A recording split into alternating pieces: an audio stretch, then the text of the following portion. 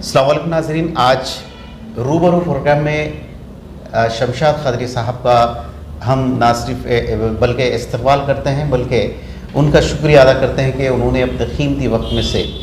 आवाम की मालूमात फ़राहम करने के लिए वो आज हमारे ऑफिस तशरीफ़ लाए, हमारे स्टूडियो तशरीफ़ लाए। आज उनसे इस हवाले से बात करते हैं कि जो उम्र के हद को बढ़ाते हुए जो बेचैनी पाई जा रही है उस ताल्लुक़ से उनकी हम आज रहनुमाई लेते हैं रूबरू प्रोग्राम में। और मैं हूँ आपका दोस्त मोहम्मद जावेद और आप हमसे आखिर तक जुड़े रहिए और अब मालूमात में इजाफ़ा कीजिए। बहरहाल सबसे पहले शमशाद खदरी साहब ASG न्यूज़ में आने के लिए बहुत बहुत आपका शुक्रिया। अस्सलाम वालेकुम। वालेकुम अस्सलाम रहमतुल्लाह। लड़कियों की जो शादी की जो उम्र है इसे 18 साल से बढ़ाकर 21 साल कर दी गई है। अब इस इजाफे को लेकर अवाम बिलखुसूस जो मुस्लिम कम्युनिटी है उनमें बेचैनी पाई जा रही है। इस ताल्लुक़ से आप इसको कैसे देखते हैं और आपका क्या कहना है? बहुत बहुत शुक्रिया अली जनाब जावेद साहब, आपने मुझे बुलाया और मेरे ख्यालात को सुनने के लिए मुझे मदऊ किया। मैं बेहद ममनून मशकूर हूँ।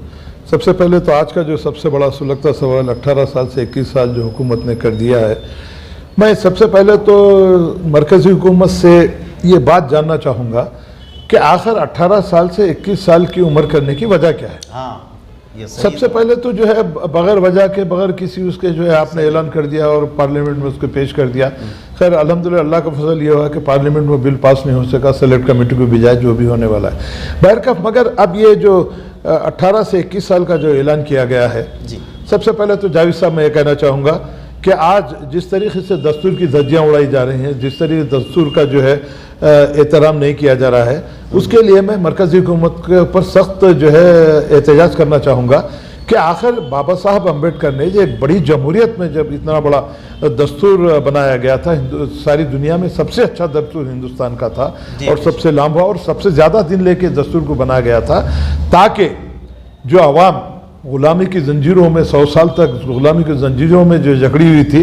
उन जंजीरों से आज़ाद करने के बाद जब हिंदुस्तान का दस्तूर बना तो सब हिंदू मुस्लिम सिख ईसाई ने चैन की सांस ली कि चलिए अब हमको जो आज़ादी से रहने की जो है हमको जो है सहूलत मिलेगी। मगर वक्तन फ़ौक्तन मरकज़ी हुकूमत शरारती कही जाएगी इसको, क्योंकि ये तो जो है गैर ज़रूरी बेचैनी पैदा करना, गैर ज़रूरी दस्तूरों में मुदाखलत करना, गैर मनसूबाबंद तरीके से जो है एक बेचैनी पैदा कर दी जाती है ताकि अवाम में जो है बेचैनी पैदा हो और अवाम गड़बड़ करें, हुकूमत के ख़िलाफ़ कुछ करें और आम उनके ख़िलाफ़ जो है एक्शन ले। मगर मैं नहीं समझता कि इस तरीके के हरबे इस्तेमाल करने से जमहूरियत में ऐसे हरबे इस्तेमाल करना मैं समझता हूँ मुनासिब नहीं है। क्यों मुनासिब नहीं है कि जब दस्तूर में खुले तौर पे ये बात बयान कर दी गई थी, बाबा साहब अम्बेडकर ने जो दस्तूर बनाया था, मैं समझता हूँ कि ऐसा दस्तूर बनाना बड़ी मुश्किल से कोई ऐसा जिसमें सब पूरे सारे जितने भी तबका है सबको मलूज रखा गया, उनके मलूज रखा गया और मलूज रखते हुए इस बात की जो है उनको इजाज़त दी गई कि आप अपने अपने मज़हब के मुताबिक अपनी ज़िंदगी गुजार सकते हैं। तो अब ये खुले तौर पर हमारी जो है शरीयत में हो या फिर और दूसरे मज़हबों के बारे में जो कुछ भी हो, ये खुली मुदाखलत है ताकि जो है अपनी मनमानी करते हुए जो जमहूरियत को पामाल करें। शमशाद खदरी साहब, इसके बाद मैं आपसे एक सवाल करना चाहूँ कि शादियों से मुतालिक क़ानून का इतलाफ़ अगरचे के थोड़ा सा उसके लिए मोहलत है, क्योंकि अभी अपोजिशन जमातों की जो है शोर शराबे के दरमियान में इसको सेलेक्ट कमेटी को भेज दिया गया, फिर वहाँ पे ये मसौदे को भेज दिया गया और उसके बाद में फिर वापस पार्लियामेंट का राज्यसभा के बाद में फिर जो है सदर जुमरे की साइन, उसके बाद नाफिजुल अमल। तो इसमें मैं समझता हूँ कमोपेश 4 से 6 महीने जो है ना दरकार है। लेकिन मुसलमान तबका ख़ास तौर पे, जबकि ये ख़ास तौर पे मुसलमान नहीं बल्कि हर हिंदुस्तान का हर एक शहरी, हर लड़कियों की को लोग इस वक्त फ़िक्रमंद है,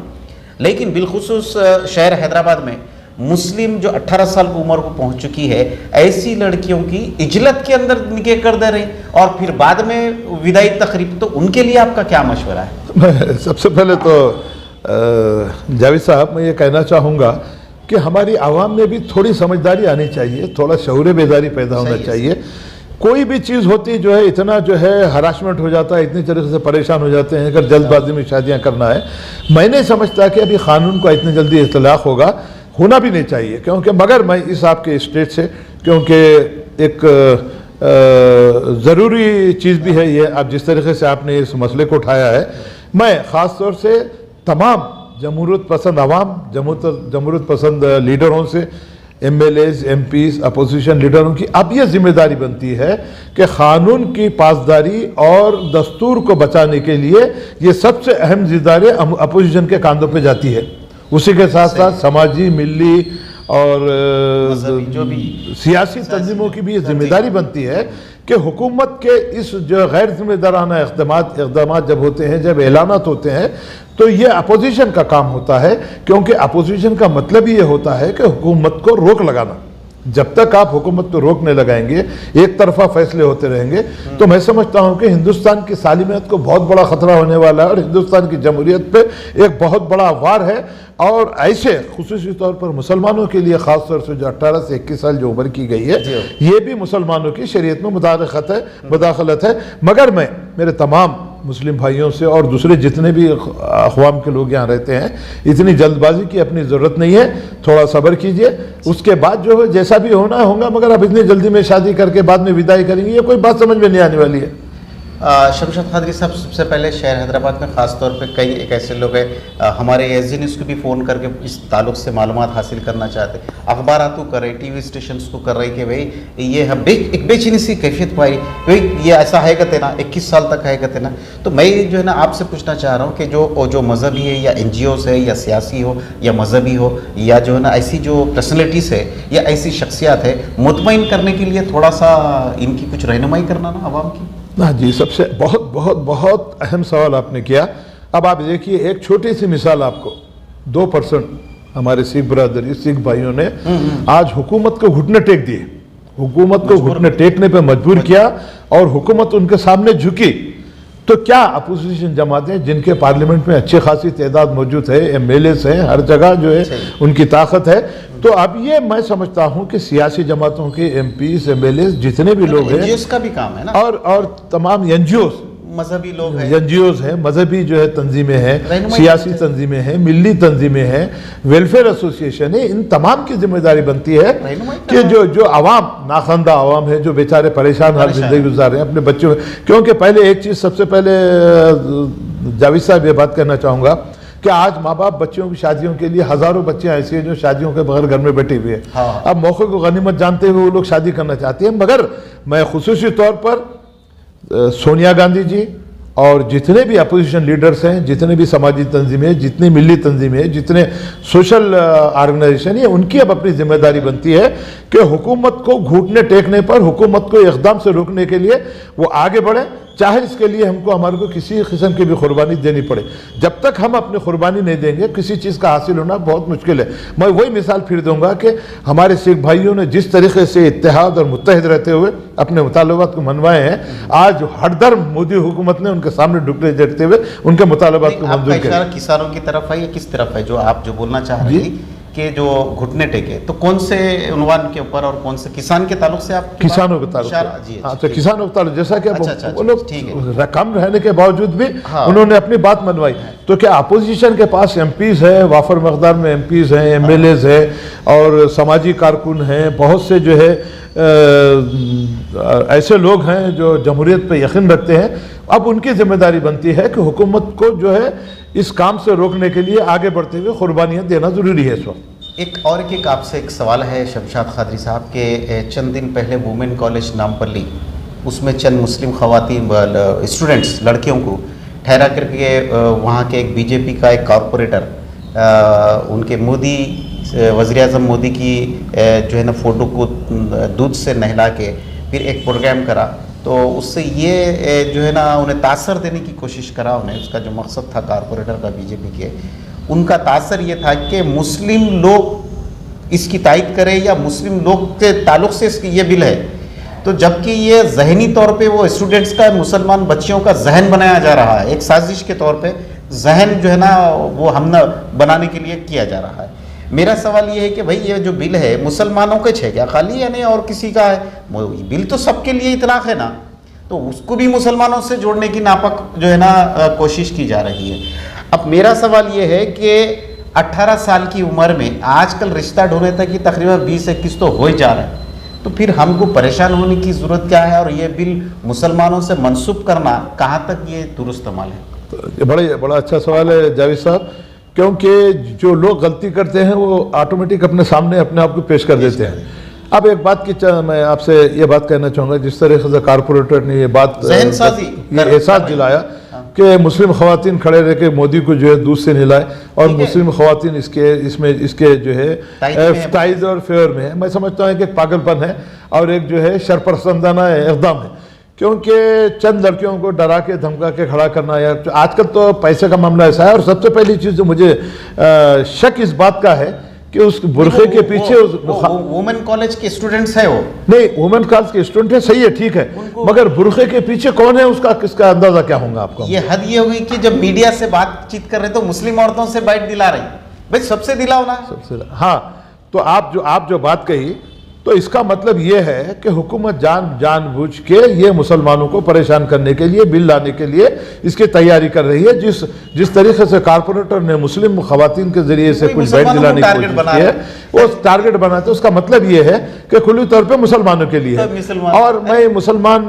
जो है माँ बाप उनके तमाम लोगों से बात कहना चाहूँगा कि ऐसे नापाक और शरपसंदाना जो है इक़दाम को रोकने के लिए अपनी अपनी बच्चियों को ख़ास तौर से इस बात की ताकीद की जाए कि ऐसे प्रोग्राम जहाँ भी होते हैं उसमें वो बिल्कुल शिरकत ना करें और इस बात का सबूत दें कि हम हिंदुस्तानी हैं और जमहूरियत पे हमारा यकीन है, बाबा साहब अम्बेडकर के यकीन है, हम ऐसे प्रोग्राम में हम नहीं जाएंगे। और खुसूसी तौर पर मैं जो भी कारपोरेटर हो या हो, मैं उनसे भी ये सवाल करना चाहूँगा कि जब आप मुस्लिम लोगों से, लड़कियों से ही आप जो है उनका जो बयान दिलाए, क्या इसका मतलब ये है कि सिर्फ मुसलमान है और दूसरे कोई तबकों के लिए बिल पास नहीं हो रहा है? दिवालियापन जो है ना। अब एक बहुत ही बेहतरीन आपसे सवाल है शमशाद खादरी साहब। अभी देखिए क़ानून के जो खौफ से, अभी आया नहीं क़ानून के खौफ से कई एक मुस्लिम कम्युनिटीज़ में, मुस्लिम माशरे में सादगी से शादी की जा रही है, महफिल निकाह अंजाम दी जा रही है। इसके बाद में जो है फिर विदाई तकरीब बोल के एक नया फिर है, समझो भाग धमाल पूरा है। मेरा सवाल ये है कि मेरे नबी फरमाते हैं कि निकाह को आसान करो, जिना मुश्किल करो। तुमको कानून का डर है लेकिन मेरे नबी के हुक्म का कोई पासदारी नहीं। अरे बाबा, अगर ये जो तरीक़ा कर रहे हैं, जो आसानी से निकाह हो रहे हैं, कसीर तादाद में निकाह हो रहे हैं शहर हैदराबाद में, बाबा इसको रिवाज देना चाहिए क्या? इसको रिवाज क्यों नहीं दे रहे? रिवाज दे दो, परवाह नहीं, बेहतरीन काम है, सादगी से निकाह। तो इसके बारे में आपका कहना क्या है? इसको रिवाज दिया जाए सादगी को? या बिल्कुल जावेद साहब, मैं समझता हूँ कि माशरे को बिगाड़ में सुधार लाने के लिए मैं समझता हूँ कि जो कानून का ऐलान हुआ है, अब तो हमको इस बात की समझ में आई कि हमारे प्यारे नबी करीम सल्लल्लाहु अलैहि वसल्लम की सुन्नत पे अमल करते हुए हम इस तरीके के निकाह कर रहे हैं। तो मैं उन भाइयों से, उन जो है वालिदीन से मैं पुरजोर अपील करना चाहूँगा, तमाम उलमा इकराम से भी इस बात की अपील करना चाहूँगा कि अब ये मौका, इतना अच्छा मौका आ चुका है कि हम हमारे नबी की जो सुन्नत पे अमल करने के लिए आगे बढ़ेंगे। और ये उलमा इकराम, जितने मुफ्तिया इकराम हैं, जो स्कॉलर्स हैं, ये सब इस प्रोग्राम को आगे बढ़ाते हुए इस बात का जो है हमको यहाँ पर वादा करना हमारे को ज़रूरी है कि हम इस प्रोग्राम को, जिस सादगी से हम शादी मना रहे हैं, बहुत अच्छी चीज़ है, मैं उनको मुकाबिले मुबारकबाद है वो लोग जो इस सादगी से शादी मना रहे हैं। मैं ये कहना चाहूँगा उनसे, खुसूसी तौर पर दर्दमंदाना अपील करना चाहूँगा कि इस सादगी से अगर आप निगाह करना चाहेंगे तो लाखों बच्चियाँ जो 40 साल की उम्र को आगे तजावुज़ कर चुके हैं, शादी के इंतजार में बैठी हैं, उनके शादियों का भी बंदोबस्त होगा और आपके हमारे प्यारे नबी के सल्लल्लाहु अलैहि वसल्लम की सुन्नत पे अमल भी करेंगे। एक बात खास तौर से मैं कहना चाहूँगा कि जब आपकी हमारी खातून जन्नत बीबी फातिमा रज़ियल्लाहु ताला अन्हा का जब निकाह हुआ था, तो नबी करीम सल्लल्लाहु अलैहि वसल्लम ने हज़रत अली को बुला के जब से मुझसे पहुँचा, तो मैं कहना ये चाह रहा हूँ कि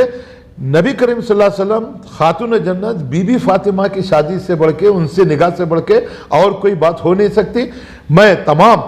मुसलमानों से खुसूसी तौर पे इस बात की मैं गुजारिश करना चाहूँगा कि हज़रत बीबी फातिमा रज़ियल्लाहु ताला अन्हा खातून जन्नत के निकाह को अपने नज़रों में रखते हुए नबी करीम की सुन्नत को अगर हम आम करेंगे तो मैं समझता हूँ कि आने वाला दिन आपकी आखिरत भी अच्छी होगी, मुसलमानों में इस्लाह माशरा भी होगा और ऐसी लड़कियाँ जो शादी के लिए बैठी हैं उनकी शादी में आसानी होगी। विदाई की तकरीब को मैं खुसूसी तौर पे कहना चाहूँगा कि उसमें पैसा खर्च करने की ज़रूरत नहीं है। निकाह के बाद ख़त्म कर दीजिए। वलीमा मामूली तौर पे आप सुन्नत है, आप सुन्नत तरीके से आप वलीमा कर लीजिए, 10 लोगों घर में बुलाइए, पैसा भी बचेगा। अगर आप चाहते हैं साहिब खैर अखलात है, वो जो पैसा बच रहा है ऐसी गरीब बच्चियों की शादियों में अगर आप उनको देंगे तो मैं समझता हूं कि जो बच्चा शादी के इंतजार में बैठी हैं यकीनन वो भी अपनी ज़िंदगी आगे बढ़ाते हुए अपनी जो नस्ल को बढ़ाने की कोशिश करेंगे। बेहतरीन बात है। नाज़रीन, ख़ासतौर पे आज का जो प्रोग्राम है और आज की जो मुलाकात है शमशाद कादरी साहब से, उसका लबे-लुबाब फिर दोबारा एक मुकर्रर मैं आपको सामने बात करना चाहूँगा। एक बेहतरीन मौका है और एक बेहतरीन बात है, जिस सादगी से आज निकाह अंजाम दिए जा रहे हैं, इस सादगी से अगर इसको रिवाज अगर देते जाए, नाजरीन यकीन जानिए कई एक बच्चों की लड़कियों का पुराने शहर से मसला हल हो जाएगा। यही शायद मेरे नबी की सुन्नत का एक बेहतरीन जिंदा करने का मौका हमको शायद कानून के खौफ से आया है या अल्लाह की तरफ से आया। बहरहाल जो है ना हमको एक बेहतरीन मौका है। बाद में इसके बाद में विदाई तकरीब के नाम पे फिर वही धमाल, वही बाजा, वही गाजा, वही आर्केस्ट्रा, वही खाने और वही बजाने, उससे बचिए नाजरीन। ये बहुत अच्छा मौका है, इस किस्म से ही सादगी अंजाम देनी चाहिए। ऐसा भी एक आखिरी मेरा आपसे सवाल है, मोदी हुकूमत की जानिब से इजलत में पहले 3 तलाक बिल, उसके बाद में 370 बिल का मनसूखी और उसके बाद में NRC का शोशा और उसके बाद में फिर अब शादी की उम्र में कमी का बिल। तो मेरा बोलना सवाल ये है कि ये क्या कौम का विकास है या बीजेपी गवर्नमेंट का विकास है या पब्लिक का इस्तिराब है या विकास इसी का नाम है जो अवाम हमेशा मुसीबत में फिक्र में रहे? क्या जवाब है? ये सबसे बड़ा अहम सवाल आपका आज के इस माहौल में सबसे अहम और ज़रूरी सवाल था और वक्त की अहम भी ज़रूरत थी। अब आप देखिए मोदी ने जिस तरीके से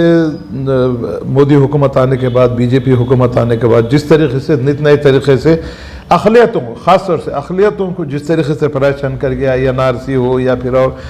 3 तलाक़ का मामला हो या फिर अब ये 21 साल की उम्र का मामला हो, सिवाय आवाम को परेशान करने के और अपनी अना की खातिर, अपनी जो है बात मनवाने की खातिर, ज़िद पे अड़े रहने की खातिर, और सबसे अहम बात मैं जो कहना चाहूँगा, फिर वही बात मैं दोहराना चाहूँगा आपके सामने कि ये दस्तूर को खुले तौर पर दस्तूर की नाफरमानी है। दस्तूर को जो है बुरे तरीके से जो है दस्तूर में जो है ख़राबियाँ पैदा की जा रही हैं। जो दस्तूर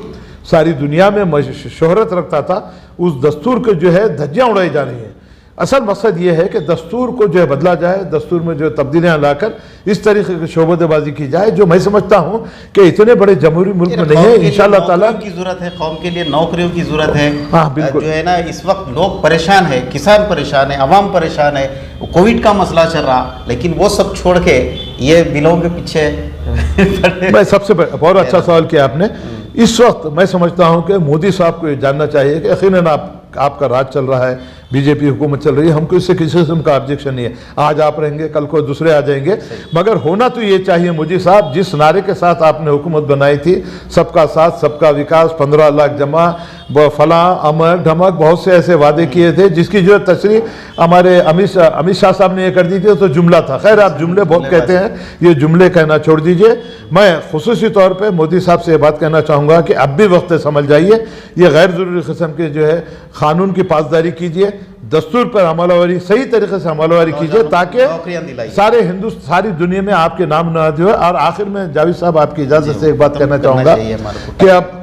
ओमिक्रॉन के ज़रिए जो फैलाव ज़्यादा पैदा हो रहा है, मैं तमाम हैदराबाद, हिंदुस्तान की तमाम अवाम से इस बात की मैं गुजारिश करना चाहूँगा कि सेल्फ डिफेंस, अपने आप को जो है महफूज रखने के लिए, इस बीमारी को दूर करने के लिए, इस बीमारी को ख़त्म करने के लिए, चाहे वो ओमिक्रॉन हो या फिर और दूसरी जो बीमारी चल रही है उसको रोकने के लिए, ये आवाम की भी जिम्मेदारी है कि सोशल डिस्टेंस मेंटेन करें, मास्क लगाएं, हाथ धोएं और हो सका तो अपने साथियों को भी इस बात की तरफ मुतवज्जो करें कि ये सारी जिम्मेदारी अगर हुकूमत पे देंगे तो बड़ा मुश्किल है। हुकूमत जो अपने काम कर रही है, डायरेक्टर हेल्थ से भी मेरी खुसूसी दिलचस्पी है कि फौरी तौर पर छिड़काव करते हुए, फौरी तौर पर जो फोकल स्प्रे करते हुए इस बीमारी का रोकथाम करेंगे, तदारुक हो सके। बहरहाल नाज़रीन, आज की हम बात यहीं पे ख़त्म करते हैं और फिर एक मरतबा जो है AS न्यूज़ की ये कोशिश छोटी सी है, ये बात को अपने शेयर कीजिए, ये बात को, ये प्याम को, आज के इस मुलाकात को आप अपनी जिम्मेदारी समझिए और इस चीज़ को लोगों तक पहुँचाइए कि नबी की सुन्नत अदा करने का जो सिलसिला अब चल पड़ा है, सिर्फ सादगी से एक 8 या 10 लोग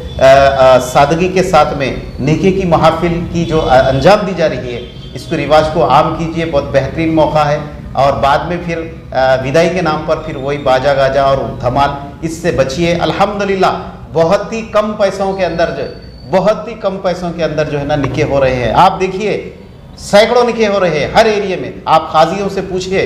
हर दिन जो है ना कई कसीर तादाद में निके हो रहे हैं। मेरे अजीज़ दोस्तों, मेरे अजीज़ भाइयों, मैं ख़ास तौर पे मुस्लिम कम्युनिटी और ख़ास तौर पे मुस्लिम माशरा के उन जो है ना वालिदीन के लिए और उनके अरबाब मजाज के लिए जो है ना मैं ये अपील कर रहा हूँ आज इस हमारे प्लेटफॉर्म से, ASG न्यूज़ के इस प्लेटफॉर्म से, कि आप इस सादगी को कायम रखिए और सादगी के साथ मुकम्मल निकाह कर दीजिए, यानी बाद में विदाई भी कर दीजिए उनसे, दूल्हे वालों से या जिससे भी है दूल्हे वालों से जो है ना बिठा के मुफाहिमत करके एक नतीजा अक्स करके जो है ना आप सादगी कर दिए। आज की मुलाकात को हम यहीं पर ख़त्म करें। एक नए मौजू के साथ में हमारे शमशाद खादरी साहब के साथ आपके रूबरू करेंगे फिर इंशाअल्लाह कल या परसों फिर एक प्रोग्राम, क्योंकि तशनगी थोड़ी सी बाकी रह गई है, वक्त की कमी है। इंशाअल्लाह फिर नए एपिसोड में नए प्रोग्राम के अंदर नए उन्वान के साथ में शमशाद खादरी साहब से हम मुलाकात करेंगे। जब तक के लिए दीजिए इजाज़त मोहम्मद जावेद को। अल्लाह हाफ़िज़।